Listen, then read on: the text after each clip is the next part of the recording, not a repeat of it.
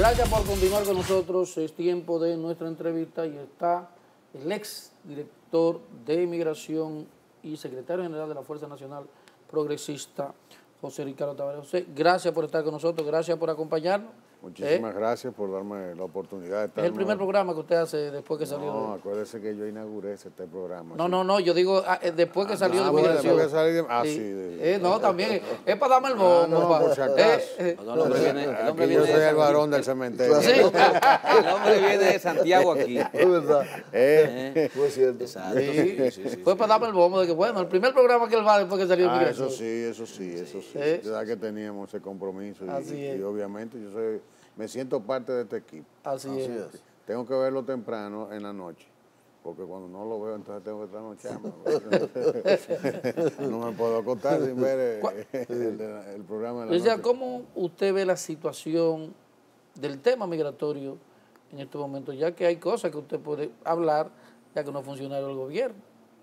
¿Cuál es el panorama que usted ve un mes y algo antes de que vence el plazo de regularización?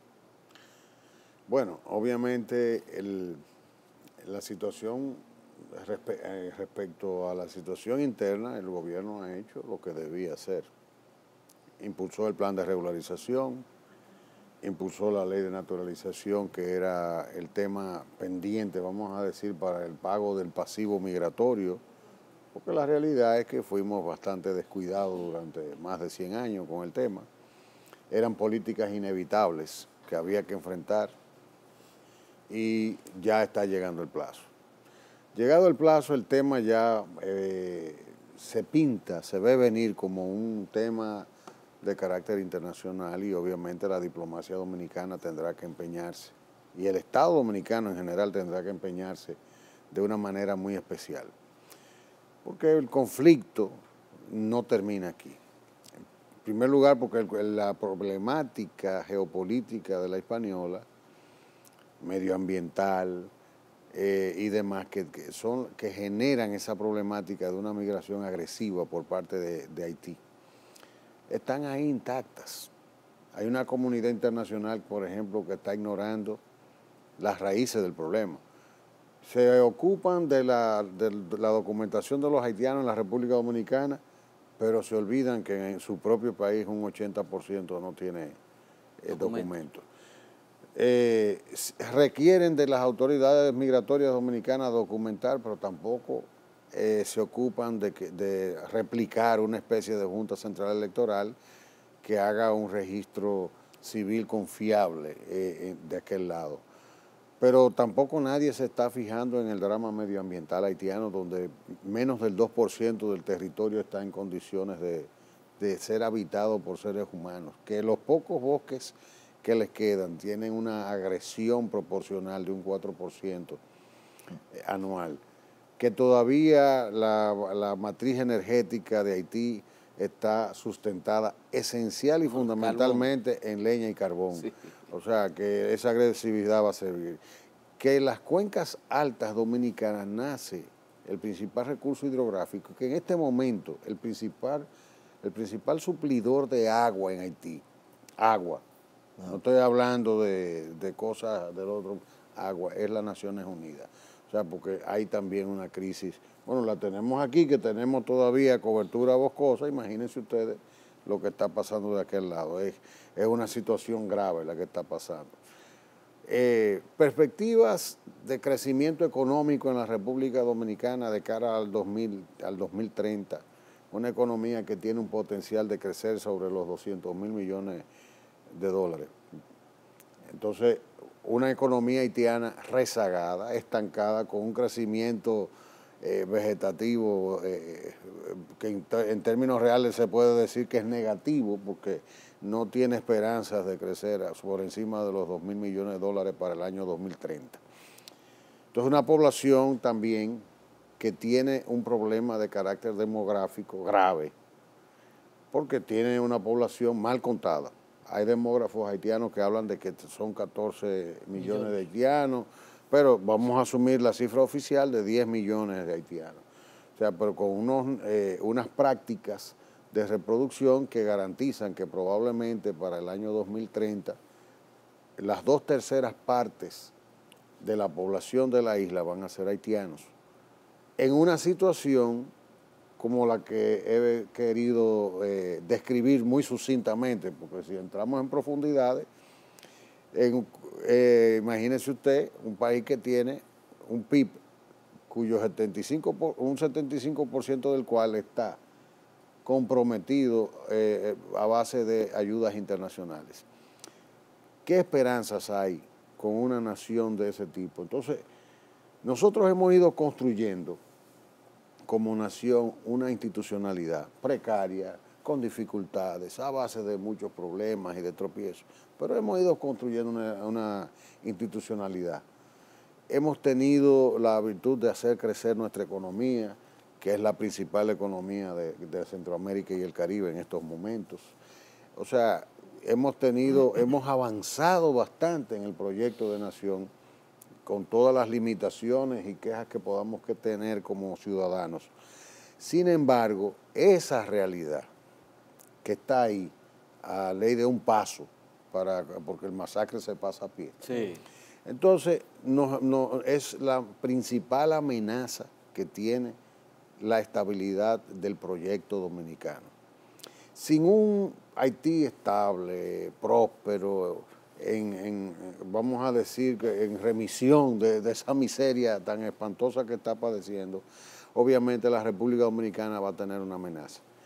La comunidad internacional se ha recostado en la posibilidad de que la República Dominicana asuma un rol de Estado pivote que medio ayude, que le dé un pie de amigo a la nación haitiana, y eso es absolutamente inviable por muchísimas razones. Y la primera de ellas es de carácter económico, porque por muy bien que vamos, somos una nación pobre, en una incapacidad de asumir esa pobreza.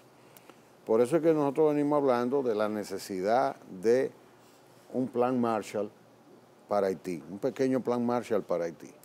Porque si no hay una intervención adecuada, profunda, sistemática, programada, que impacte la economía haitiana de manera modular, con recursos cuantiosos, adecuados para una situación de drama universal como la que padece la sociedad haitiana, pues obviamente Haití se va a convertir en un emisor mucho más grave de migraciones.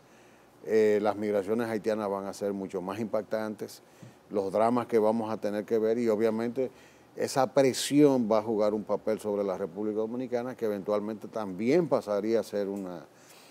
Esta realidad no hace falta hablar demasiado sobre ella, ni entrar en consideraciones, porque yo creo que son demasiado obvias como para entender que nosotros tenemos que hacer un plan de mediano y largo plazo con el tema haitiano.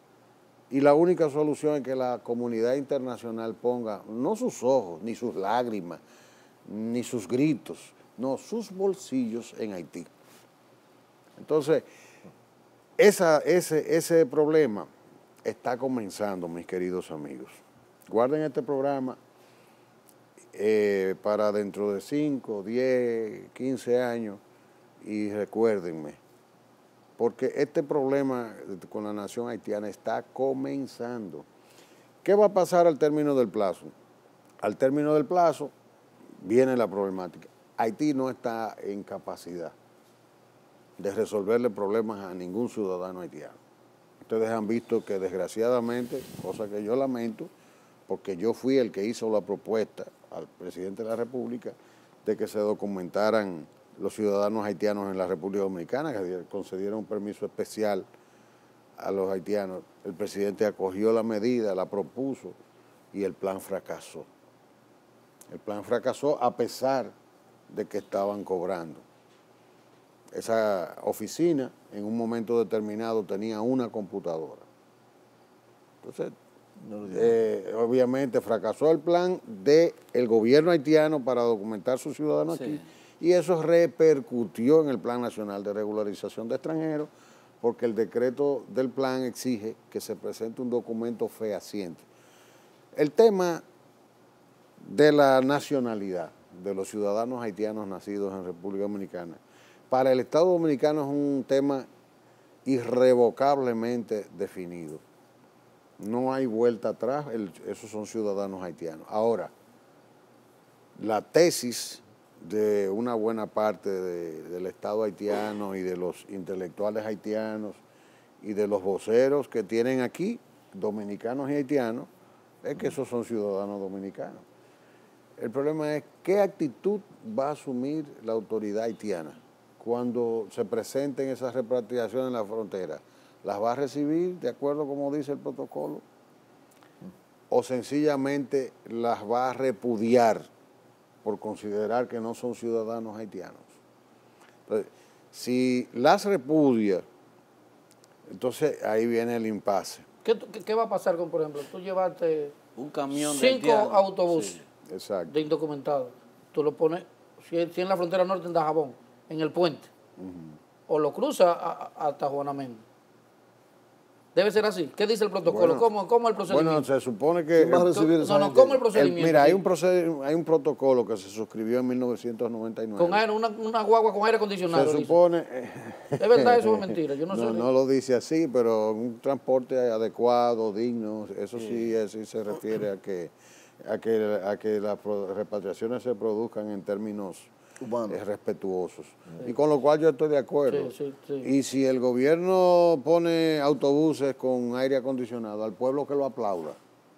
Porque nosotros tenemos que ser muy cuidadosos de la forma en que abordamos este tema, porque nos están buscando en cualquier error. Y si podemos dar un autobús con aire, pues lo damos, no hay problema. El problema es cuando ellos lleguen, el protocolo manda, por ejemplo, que se comunica a la embajada haitiana. Entonces el consulado haitiano debe tener una notificación del listado de a qué hora van a llegar, tiene unos horarios, no puede ser más allá de las 5 o 6 de la tarde, etcétera. Entonces se supone que con el aviso que dan las autoridades dominicanas en la Dirección General de Migración, el gobierno haitiano de aquel lado debe tener una contraparte de soporte para los ciudadanos que va recibiendo. Por ejemplo, debe tener transporte para llevarlos a ellos a sus lugares, acercarlos a los lugares donde están sus familiares, etcétera. Eso nunca ha ocurrido. Yo duré 4 años como director de migración y nunca ocurrió que las autoridades haitianas esperaran sus ciudadanos. O sea, ellos sencillamente llegaban y entraban. Ahora, el contexto en que viene ahora, habría que ver cómo van las autoridades haitianas a reaccionar frente a estos ciudadanos. Si eso ocurre eventualmente, yo no tengo la menor duda que vamos a parar en un tribunal internacional. Pero también va a obligar al Estado Dominicano a revisar una serie de políticas. Por ejemplo, la República Dominicana es la maternidad de prácticamente todas las nuevas generaciones haitianas. La ocupación de los departamentos de ginecobstetricia de nuestros hospitales es, en algunas zonas, especialmente de frontera, mayoritariamente haitiana. En Santiago, el 47%, yo creo que ya por encima del 50% del departamento de ginecobstetricia son haitianas. Entonces estamos hablando de que, por ejemplo, en una sola noche, 13 madres haitianas con SIDA, todas, tuvieron parto en el Hospital José María Cabral Ibáez, una sola noche. Pero, ¿qué implica eso en términos de los protocolos del Ministerio de Salud Pública en la República Dominicana? Que el Estado Dominicano asume el control de esos niños para poderlos dar el tratamiento con antirretrovirales y demás durante 6 meses para evitar que el niño pues se contagie. Porque ya hoy en día lo pueden con los antirretrovirales a esa edad. Yo sé que revierten el tema. Entonces, eso es una inversión por cada niño. Eso lo está haciendo el pueblo dominicano como parte de la solidaridad que ejerce diariamente con el pueblo haitiano, que nadie la cuenta. que todavía estamos hablando de que se estima sobre un 15, un 20% del presupuesto de salud. O sea, que ningún estado del mundo en términos proporcionales es un donante como lo es el Estado Dominicano. Entonces, si la autoridad haitiana asume esa actitud, bueno, van a poner a la autoridad dominicana. Si el gobierno en una dice situación ninguna participación extranjera puede venir a dar a luz aquí, ¿qué va a pasar con el organismo? Bueno, eso es parte de las expectativas que tenemos. O sea, el gobierno no creo que diga eso, pero Digo, si tú quieres tener un control migratorio. llegado el momento, si el Estado haitiano asume la actitud de decir, no, ese nació allá, entonces el gobierno dominicano se va a ver compelido, entiendo yo, como una reacción natural a decir, bueno, pues aquí no me pare una más. Entonces, ¿qué van a hacer los haitianos? Bueno, eso está por verse, está por verse. Si hay un cuestionamiento en lo que tiene que ver con la capacidad soberana que el Estado Dominicano tiene de definir que quiénes son sus nacionales o no lo son, entonces ahí ya vamos a pasar a otro tipo de escenario, porque acuérdense que el Empire está en contra. O sea, nosotros tenemos la dificultad de que tenemos fondos internacionales buscando intereses que los usen en ACNUR. Entonces, por ejemplo, que es una agencia que ha demostrado un nivel de agresividad contra la República Dominicana, pero todo eso son intereses, porque para cada cosa de esa hay fondos de X o Y cantidad, y siempre todas las agencias se andan disputando los fondos. Entonces, como hay fondos para apatridia, porque la persecución de la apatridia es un interés del mundo desarrollado, porque esa problemática se da esencialmente en los países subdesarrollados, especialmente en África. Y el caso haitiano no es el caso haitiano es una situación de indocumentación masiva. Entonces, ¿qué actitud va a asumir la comunidad internacional? Yo creo que no hay que buscar una bola de cristal para saber qué es lo que nos espera. El gobierno dominicano fue siempre mi recomendación al señor presidente de la República y la sigue siendo en este momento.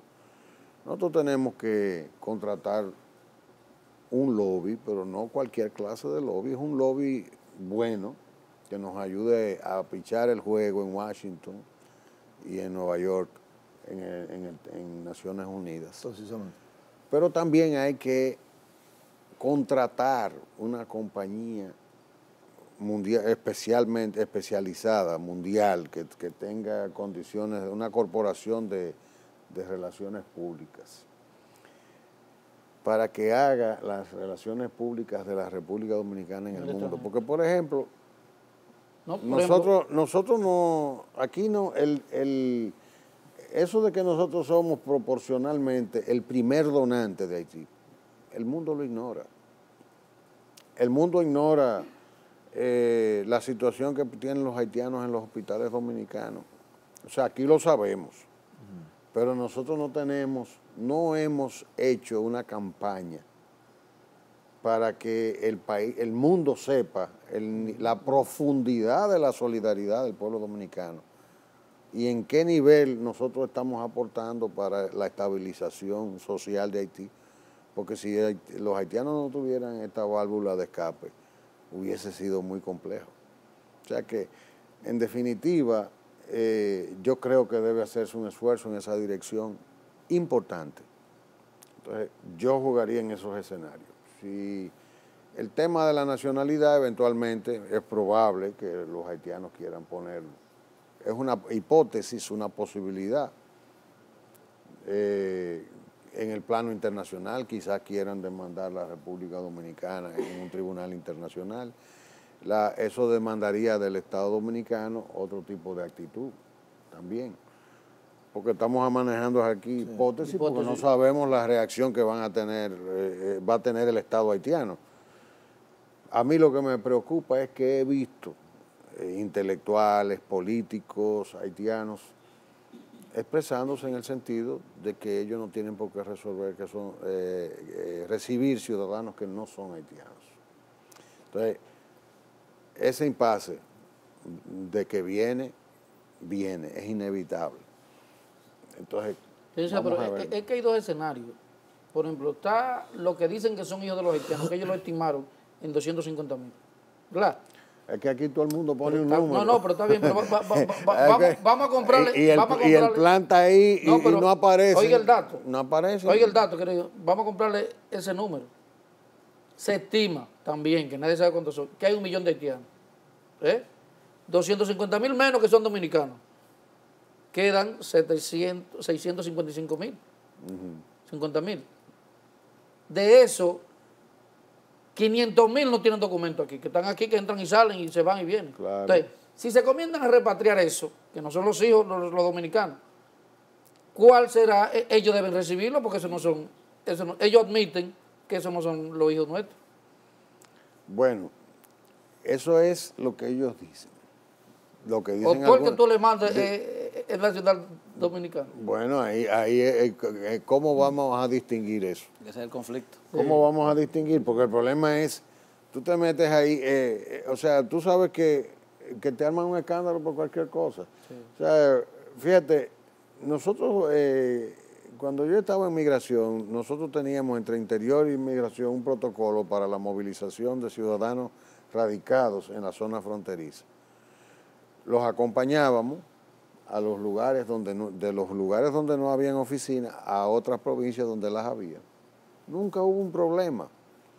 Un día había un activista de eso, haitiano, porque ellos dicen que son dominicanos, no son dominicanos nada, son haitianos. Entonces, ese activista lo detienen en medio de la Operación Escudo. Pero eso fue un escándalo mundial. Ahí estaba Human Rights Watch mandando Twitter. A mí me inundaron de todas partes del mundo. Sí. Y me mandaron cartas y me dijeron cosas. Obviamente, pero todo porque eso son cosas, provocaciones, porque se sabía que había ese procedimiento. Eso se dijo mucho y públicamente. Entonces, para obligar a que te pasan frente a un cuartel, ¿qué tú quieres que haga el guardia? Todos indocumentados, no hay una notificación, no hay un acompañamiento. ¿Qué tú querías que hiciera? Lo detienen y lo llevan a migración. Entonces, esas situaciones van a venir ahora y el pueblo dominicano tiene que prepararse para ese momento. Sí. Para la mesura, porque aquí hay gente que agarra esas redes sociales y empiezan a hablar, ahí es donde tenemos que ser más serenos que nunca, incluso el ciudadano común, porque esto no es a base de sentimientos ni de expresiones viscerales, esto es con inteligencia que hay que enfrentarlo, usando las leyes y las instituciones de la República para poder tener autoridad frente al mundo, porque después hasta esos Twitter y todas esas cosas las usan en los organismos de Naciones Unidas. A mí me ha pasado, o sea, yo he estado en esos organismos y te sacan hasta Twitter y te falsifican Twitter y refiriéndose a expresiones racistas para decir que nosotros somos un país xenófobo y racista, que estamos discriminando a los ciudadanos haitianos. Hay que tener cuidado hasta con el lenguaje, por muy humilde que usted sea comedido en el lenguaje, porque lo que nos espera no es chiquito. Ante ese panorama que usted ha descrito y que mucha gente conoce, ¿cómo usted ve la sociedad dominicana para reaccionar ante eso? Es una respuesta que nos gustaría que el licenciado José Ricardo Tavera nos diera luego de la pausa. Ya volvemos con su resumen matinal.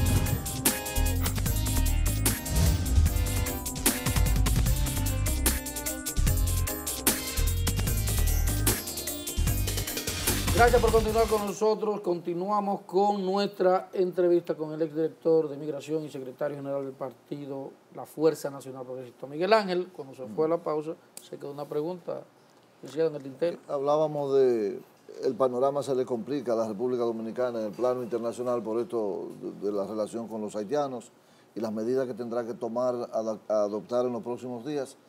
Y le preguntábamos cómo usted ve la sociedad dominicana, si hay un criterio monolítico en defender los intereses nacionales o si está la sociedad dividida. ¿Cómo usted la ve? Bueno, si hablamos de la sociedad dominicana está muy clara. Ustedes han visto encuestas que se producen en medios de comunicación y el pueblo dominicano está por encima del 90% claro en cuál es el interés del país. Ahora, una cosa es la sociedad dominicana y otra cosa es la comunidad mediática, que hay que distinguir. ¿Cómo es eso? Bueno, porque la comunidad mediática está honestamente dividida y aún ahí somos mayoría. Somos mayoría, pero los que están son capaces tienen artillería pesada, tienen capacidad de hacer bastante ruido. Y obviamente tenemos una situación en que tú tienes figuras claves de la comunidad mediática involucradas en intereses que se han ido amasando en el mundo de las ONGs. Entonces, cuando tú ves, por ejemplo, hay internacionalmente lo que yo le llamo los buques nodrizas, que como el Centro Kennedy y demás. Entonces hay satélites de esas cosas, como pueden ser las locales. No voy a entrar en mencionarlas porque no tiene sentido, no. Pero, y aún las locales hay pequeños buquecitos nodrizos que tienen también sus pequeños satélites. Entonces se convierten en grupos de interés especializados en la captación de recursos internacionales para hacer proyectos generalmente de carácter investigativos. Yo lo digo de broma, pero bueno, ¿cómo se afecta por el pelo de la mujer haitiana en los cañaverales? ¿Y en qué manera impacta la falta del documento en el derrizado? Sí. Yo lo digo de broma porque realmente el país está lleno de estudios costosísimos y después un cóctel en un hotel, un acto de que fulano de tal hizo un estudio sobre esto y lo otro y la migración. Y cuando tú sales a buscar apoyo para que se le dé documentos a trabajadores temporeros que el Estado Dominicano quiere regularizar, no aparece. Entonces, ese tipo de comunidad que son grupos de interés. ¿Viven de eso? Bueno, del usufructo del drama ajeno. Eso es lo que, usufructuadores de drama ajeno, eso es lo que, así como siempre le he llamado. Okay. Entonces esos grupos tienen mucha capacidad de potenciar sus discursos, sus intereses y su participación en esa industria del drama ajeno, del usufructo del drama ajeno. Pero yo no creo que la sociedad dominicana bueno, hay una minoría que ciertamente lo que tiene son muy buenas bocinas. Son como esas que usaban antes, amplificadores. Sí, esos amplificadores, cuando se usaban esos carros con los tumbacocos, una cosa de esa. Sí, eso. La peinadora. Exacto, una cosa de esa. Pero realmente, si tú te pones a mirar, la sociedad dominicana está muy clara de dónde está su interés. Lo que no, todavía estamos en proceso de aprendizaje, porque honestamente, aquí no existe una cultura migratoria propiamente. Aquí se está comenzando a hacer migración de algún tiempo para acá. Licenciado, usted permaneció por espacio de 4 años en la Dirección General de Migración. Usted plantea una situación todavía muy difícil con las relaciones con Haití, con el tema migratorio. Se supone que usted debe sentir un gran alivio al dejar esa caldera. ¿Y qué proyecto usted le hubiese gustado ejecutar, desarrollar en migración antes de partida, digo yo, un poco abrupta, ¿no? Porque fue un... sí, en una situación lamentable, muy lamentable, porque obviamente es una situación de crisis política que el país no está mirando las profundidades que nos puede llevar. Pero a mí, por ejemplo, yo creo que Migración es una institución esencialmente tecnológica. Mis grandes esfuerzos se concentraron en esa dirección y por eso ya Migración es otra cosa. Ahora, no podemos pensar, vista la situación geopolítica de la República Dominicana, en una política migratoria exitosa si no tenemos una política de control fronterizo exitosa. Entonces, tampoco podemos pensar en una política migratoria exitosa si tú no tienes una política de control laboral de la mano de obra extranjera, que fue lo que desgraciadamente no pudimos hacer, porque en el momento en que ya hicimos una pequeña campañita anunciando que íbamos a poner las multas en los centros de trabajo, vino la sentencia 168 y obviamente yo creo que todo el mundo comprende que era improcedente meterse en los centros de trabajo en el momento en que el país se aprestaba a aprobar un plan nacional de regularización de extranjeros. O sea, esos son aspectos que creo que ojalá que el presidente se anime antes de que este cuatrenio termine y cuanto antes aprobar el decreto de las tasas migratorias, que es una deuda que hay pendiente, porque Migración no puede seguir siendo una cenicienta. La ley ordena, es la única institución que tiene una ley que le autoriza a cobrar cruces de frontera, o sea, aérea, marítima, terrestre. Aquí todo el mundo cobra menos Migración, con excepción de la tasa de estadía que se cobra en los aeropuertos de los extranjeros que se exceden del plazo. Migración no cobra por cruce de frontera y la ley lo contempla. Hay que redefinir, relanzar financieramente la Dirección General de Migración para que pueda jugar su papel. Nosotros dejamos ya en desarrollo, con los fondos disponibles, el proyecto DOM 02, que fue un proyecto que empujamos con mucho esfuerzo, que va a transformar totalmente la Dirección General. ¿Esa es la General. automatización? Total, o sea, ya Migración está bastante automatizada. Entonces, eso significa controles. Controles totales, o sea... es decir, que el que está aquí en el aeropuerto sabe igual que el que entró por Dajabón. No, ya eso está hace tiempo. Óyeme, cuando yo llegué a Migración habían solamente 3 puntos interconectados en una tecnología que lo que saben de eso, de Friend Relay, que es una tecnología viejísima, que tenían que tributar los movimientos migratorios de madrugada. Yo dejé a Migración con un data center en el NAP del Caribe y otro en la sede central, interconectada, no solamente todos los aeropuertos, todos los puntos de control fronterizo están todos interconectados con excepción de Bánica y Cañada Miguel, que ahí no hay señal de internet tecnológica, ¿no? Ahí la solución es satelital, que tiene sus problemitas, pero cuando tú te vas a cualquier marina del país, Migración está ahí.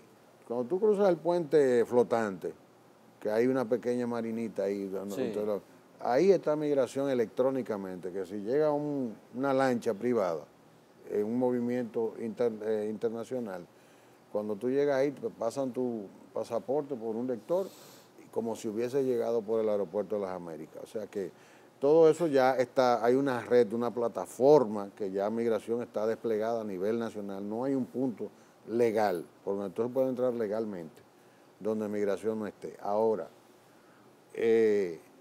eso tiene que profundizarse y tiene que sostenerse, que es lo que va a hacer el proyecto DOM 02. Ya tú vas a poder tener, por ejemplo, ya un dashboard. El dashboard se lo dejé ahí a mi querido amigo, el mayor general Paulino Sem, que en cualquier momento le están conectando un dashboard y ustedes se van a beber un café con él y van a poder ver, si ustedes le preguntan cuántos chinos han llegado a la República Dominicana, tanto, y cuántos se quedaron fuera del plazo, tanto, y lo va a poder ver en una pantalla. O sea que todo eso ya... Ahora, ¿cómo sostenemos eso? ¿Cómo lo sostenemos? Ahora, ¿cómo garantizamos también una migración que tenga una vigencia y unas fuerzas armadas también en capacidad de ejercer un control? Si no vamos a hacer el muro, tenemos que invertir en control electrónico, que lo hay, es bastante factible y la inversión valdría la pena. O sea, que nosotros, si no hacemos... ¿Qué son los controles electrónicos? Bueno, hay tecnología para el cuidado de fronteras. Pero se estaba por llegar a un acuerdo, comprar de tecnología Israel en ese sentido para... Sí, nosotros tenemos un proyecto, yo llegué a desarrollar un proyecto para control fronterizo, pero obviamente cuesta. El problema de dinero. Mire. Es que migración, antes, cuando yo llegué, tenía comprometido prácticamente el 95% del dinero que he recibido en nómina y cargas fijas. En lo que yo estuve ahí, por vía de presupuesto, no por las recaudaciones propias, en vez de subir, el presupuesto bajó casi 30 millones. Año por año, unos cuantos millones, hasta que llegó. Ya 5 a 5. Entonces bajó la proporción del aporte del presupuesto, que era de un 30%, bajó a un 20%. Entonces pudimos compensar e incrementar incluso sobre la base de la implementación de controles, política de autoridad, de calidad de gasto. Entonces pudimos hacer esas inversiones que le estoy hablando, pero migración necesita un relanzamiento. Mire, licenciado, financiero. Olvídate, eso es inevitable, porque es que para el país, si no tiene una migración, un aparato migratorio sólido, fuerte, institucionalizado, no es posible pensar que nosotros vamos a poder tener un proyecto de nación con esa amenaza que tenemos. ¿El presupuesto de ustedes de cuánto es? Migración recibe como 500 y pico, casi 600 millones, considerando el hecho de que tiene en las dos partidas de ingresos, que son las que llegan por vía de su presupuesto, que en este momento son alrededor de un 20%, y las recaudaciones propias que cubren el 80% de los ingresos. Al momento que yo le entregué. Mire, se acaba el tiempo, entonces nos quedan 2 o 3 minutos, pero lo conocemos usted, sabemos su honestidad, su honradez, pero apenas usted salió de migración, debo ser abogado del diablo porque la gente está esperando. O sea, pregúntale. Apenas usted salió, Selmo, de que había una fila grandísima, que eso se estaba, un lío grandísimo en el aeropuerto. Que la gente que llegaba tarde, que si o qué, que por algo te dejó instalado ahí. Que no quiere Número controlar uno. la gente. Número 2, con eso que usted se refiere a la tasa de la estadía. Que 10 millones, que no se pagaron, que... El over. El over, exacto. El over es un dolor. Antes de irnos, porque la gente, y lo hago, uno lo conoce a usted, pero para que la gente entienda lo que pasó. Me agradezco la oportunidad. Mira, el over es como unas horas extras que se cobran a las líneas aéreas por los servicios. Que el overtime, nocturnos. sí. Eso es un 75% se le da a empleado, un 25% es de la institución por los servicios brindados. Entonces, ese over se cobra, es todo un proceso. Cuando termina el mes, entonces el departamento financiero hace los cálculos y después emite factura. Después la institución no tiene capacidad para financiar eso. Cuando la institución recibe los pagos, entonces ejecuta una nómina, porque todo eso va a cuenta única. La denuncia es de que supuestamente que hay 10 millones. Sí, que no sepa, que se han dejado de pagar. Hay una basura por ahí que le dicen que, ¿cómo es? Acento haitiano. Acento haitiano. ¿Qué es lo que es eso? ¿Qué es lo que es un periódico? Que dice que 80 millones, digo, yo me voy a meter inspector porque si van a repartir 80 millones entre los empleados de migración. Yo como no voy a ser director, voy a ser empleado. Entonces, yo le voy a pedir a Paulino que me nombre inspector porque van a repartir todo ese dinero entre los empleados. 80 millones. Entonces, resulta que ese dinero se cobra y tiene que liquidarse. Eso va a cuenta única. La denuncia es que se desvió el fondo para gastos, otras cosas administrativas, nada más incierto. Eso nunca se liquida a final de mes, eso se liquida según se va cobrando. Después que la institución se estabilizó financieramente, nosotros comenzamos a pagarle contrafactura sin haber cobrado. Y después la institución cobraba y compensaba. Pero ocurre que esa es la desesperación, porque tú tienes unos inspectores que te ganan 13,000 pesos, yo lo dejé en 15,500 cuando hicimos la reestructuración de nómina ahora, y ya al final de mi gestión logramos hacer una reestructuración de nómina, pero eso ellos los pobres esperan ese dinero. Que con eso que cuadra. Que no creo que cuadren nada, porque imagínate tú.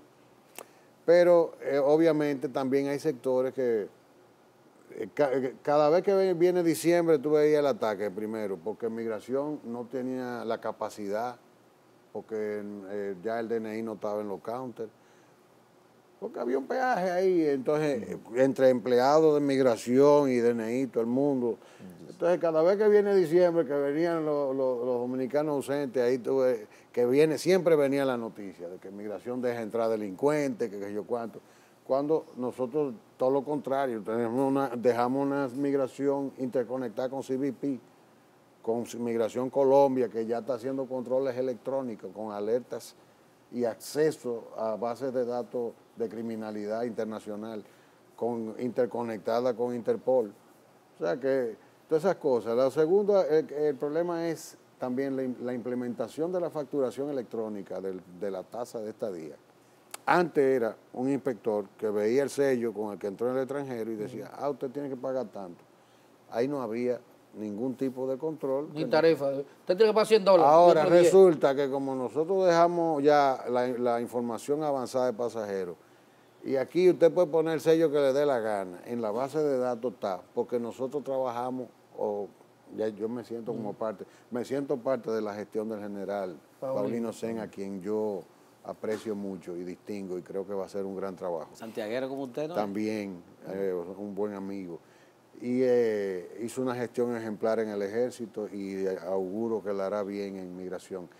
Entonces, cuando tú tienes, por ejemplo, ya que el sistema hace así, ve exactamente el día que tú llegaste, porque está trabajando con la lista de pasajeros y te dice, usted se quedó tanto tiempo, y le dice, usted tiene que pagar tanto, y todo eso queda registrado.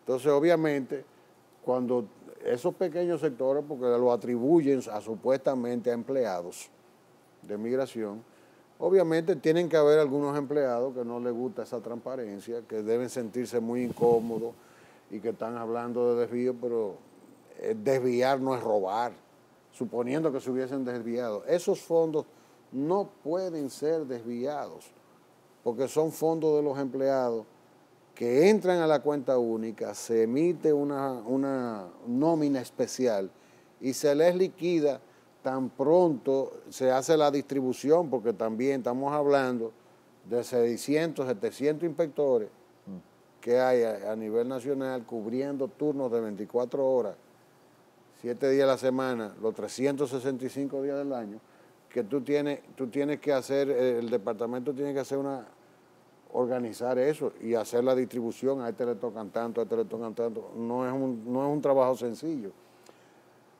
Cuando yo salí dejamos en la Contraloría, porque también otra cosa es que los empleados no se han adaptado a los procesos del jefe. Cuando tú emites una nómina que la firma, eso va al Ministerio de Interior y Policía.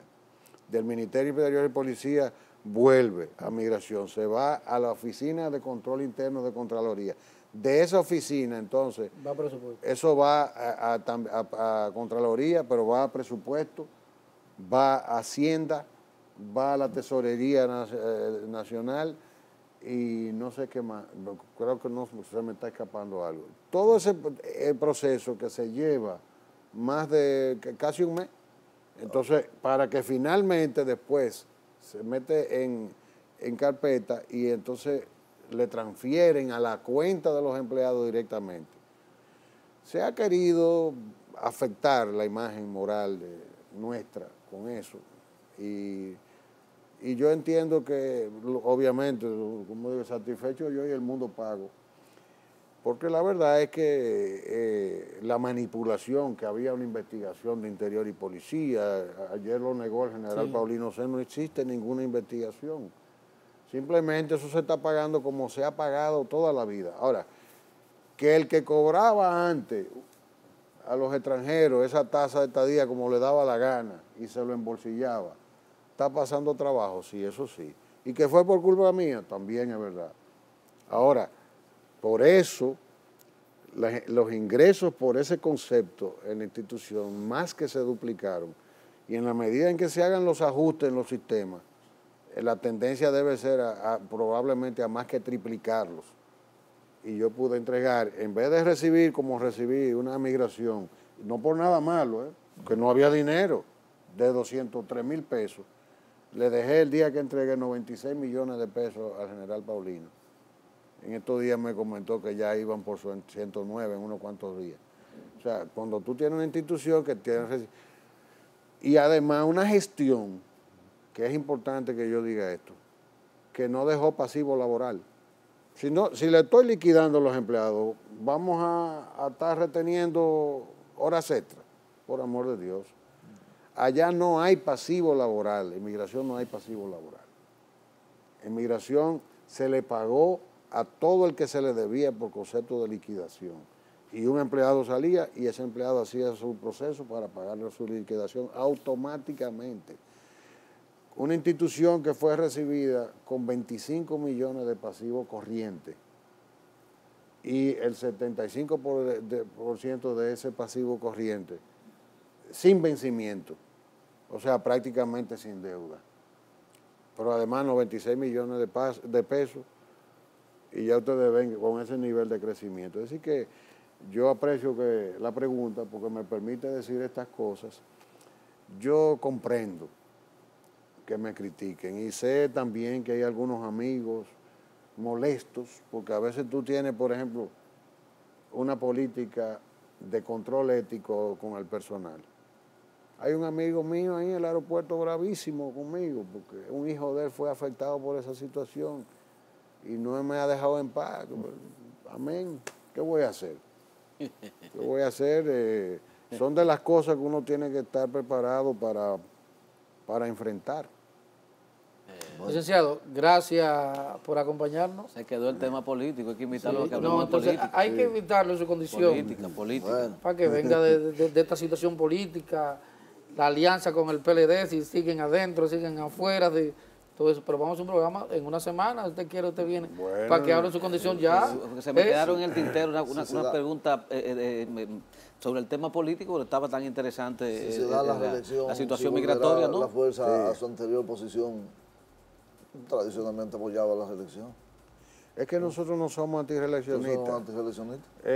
Y es más, yo voy a decir brevemente ese tema, para que se sepa, porque hay mucha gente que cree que el doctor Castillo como que no quiere el doctor Castillo ha dicho 1000 veces que la posible reelección del presidente Medina es por demás muy merecida. Lo que estamos haciendo es una cuestión de ser coherentes, porque si a Leonel Fernández se le dijo, usted tiene que hacer un referéndum. Entonces, hay que seguirlo diciendo, hay que ser coherente. Ahora, si se hace un procedimiento de modificación constitucional que consolide el sistema político, porque aquí estamos hablando de leyes y que si la Constitución dice esto, que si el reglamento, esto es un problema político y es un proceso de relevo de fuerzas y que se están produciendo en el país, que nosotros tenemos que aprender a ver eso. Ahora, si hay un referéndum, creo que es lo más saludable para el pueblo dominicano, pero nadie objeta que si eso ocurre, se dé la reelección, porque el doctor Castillo lo ha dicho muchísimas veces. Y no es verdad, nosotros lo que sí nos apena la situación por la que está padeciendo nuestro aliado y buque insignia de una alianza de muchos años, histórica, que nosotros aspiramos a que sea resuelta. No nos refugiemos en una discusión legal, esto es una cuestión de que volvamos a los tiempos del Eugenio María de Hostos, enjaulados, sin límite de tiempo, máscara contra lo que tú quieras, pero que haya una solución y que de ahí salgan dos brazos en una sola dirección. ¿Cuál? Bueno, vamos a unificar, porque el país está montado en una sola pata. No nos llamemos engaño, que la oposición no tiene alternativas para sostener esta República Dominicana. Si el PLD no logra un nivel de acuerdo adecuado, es la única pata, es un acto de irresponsabilidad histórica. O sea que las élites del Partido de la Liberación Dominicana tienen que entender el papel que están jugando en este momento. Bueno, Licenciado, gracias. Vamos a la semana que viene para que hablemos con el secretario general de la Fuerza Nacional Progresista.